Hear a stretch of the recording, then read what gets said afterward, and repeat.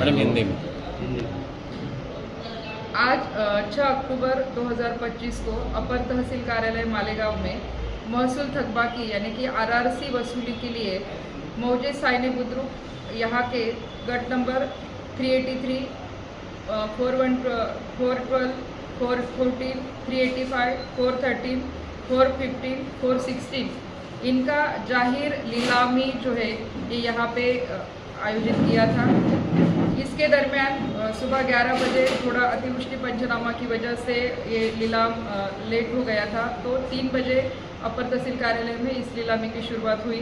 पर उस वक्त ये जो जनता स्पिनिंग मिल जिनके ये गट नंबर है, उन्होंने 40,77,370 रुपीज़ जो है वो गवर्नमेंट के अकाउंट पे क्रेडिट किए हैं। उनका हमने ये आरटीजीएस का वो रिसीट भी निकाला है, कंफर्म किया है कि वो हमारे अकाउंट पे गया है या नहीं। तो फिर हमारे अकाउंट पे ये 40,77,370 रुपीज़ जो है वो जमा हुए।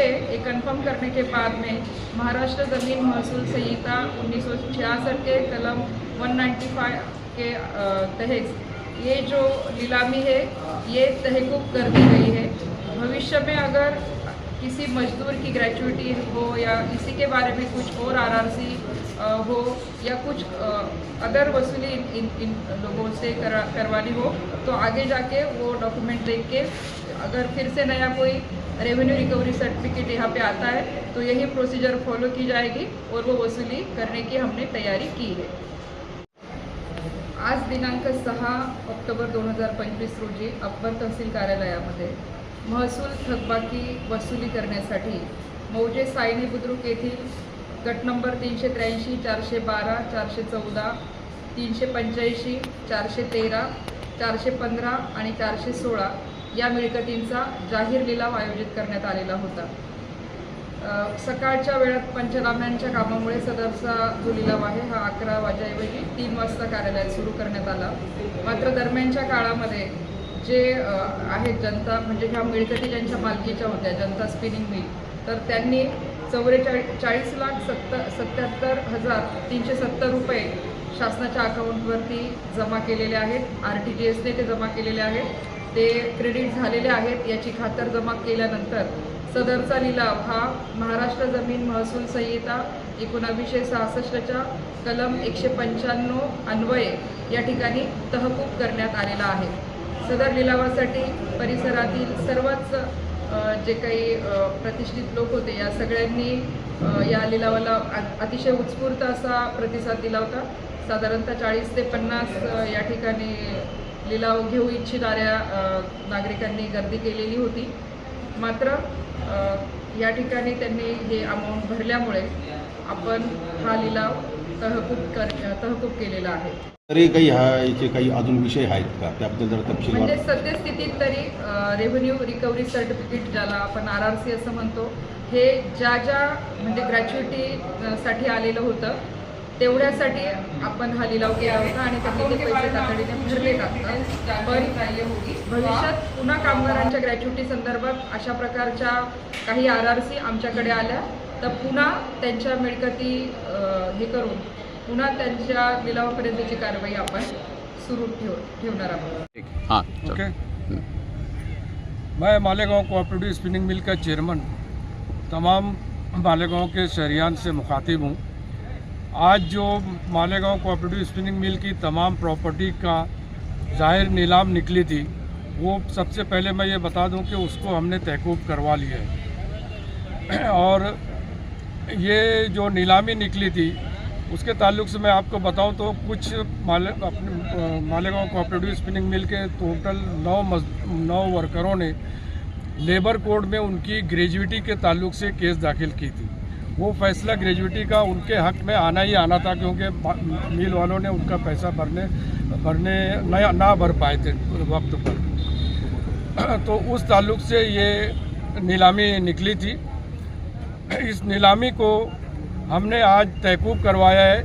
जितना भी पैसा निकल रहा था, तकरीबन 16,27,000 का ये अमाउंट था मज़दूरों का, और कुछ और पैसे थे जो हमारे नाम पे थे, सबों का पेमेंट हमने आज कर दिया है।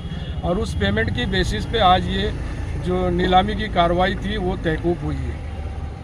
कितनी अमाउंट और आपने भरी? वो टोटल अमाउंट जो है वो 40,77,000 कुछ रुपए है। इतना अमाउंट हमने भर के इस नीलामी को रुकवाया है। और जिन वजहों से नीलामी निकली थी, अब उन वजहों पर दोबारा कोई कार्रवाई नहीं होगी, ऐसा तहसीलदार साहिबा ने डिक्लेयर किया है। और इस नीलामी को रुकवाने के लिए या तहकूब करवाने के लिए ये बताना ज़रूरी है कि हमारी सबसे ज़्यादा मदद की है हमारे धुलिया कॉन्स्टिट्यूंसी की जो खासदार हैं शोभाताई बच्चाओ साहिबा, उन्होंने हमारी बहुत मदद की।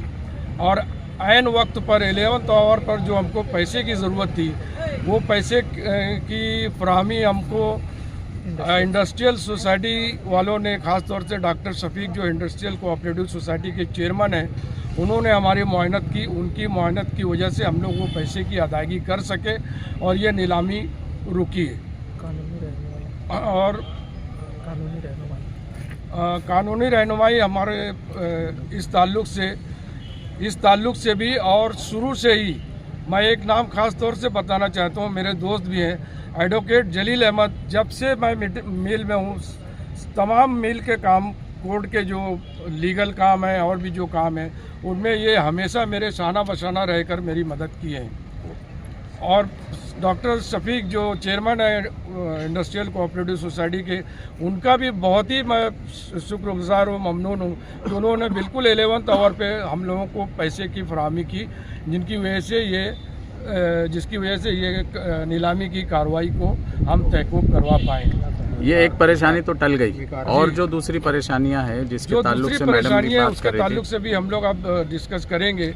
और एक बात मैं ये भी बता दूं कि मिल तकरीबन 5 साल से बंद है, उसमें आग लग जाने की वजह से बंद है। कोई भी सोर्सेज हमारे पास नहीं है। हम लोग मिल का चेयरमैन, वाइस चेयरमैन, डायरेक्टर वगैरह अपनी पॉकेट से पैसा खर्च करके आज 5 साल से मिल चला रहे हैं। आगे अगर कुछ बात आई तो इंशाअल्लाह शहर के लोग हमारे साथ खड़े होंगे और उस मसले को भी हम किसी न किसी तरह से हल करेंगे। तमाम बोर्ड, शेयर होल्डर्स, बाकी जो भी सरकर्दा लोग हैं मालेगांव में, जो पावर लूम इंडस्ट्री से रिलेटेड हैं, सबों का मैं शुक्रिया अदा करता हूं और पूरी उम्मीद भी करता हूं कि ये लोग आगे भी ये मिल के ख़राब हालात को देखते हुए आकर मिल की मदद करेंगे। मिल दोबारा शुरू हो जाए इसका। इस ताल्लुक से जो इंडस्ट्रियल सोसाइटी के डायरेक्टर हैं नसीम अहमद, उन्होंने भी हमारी बहुत मदद की।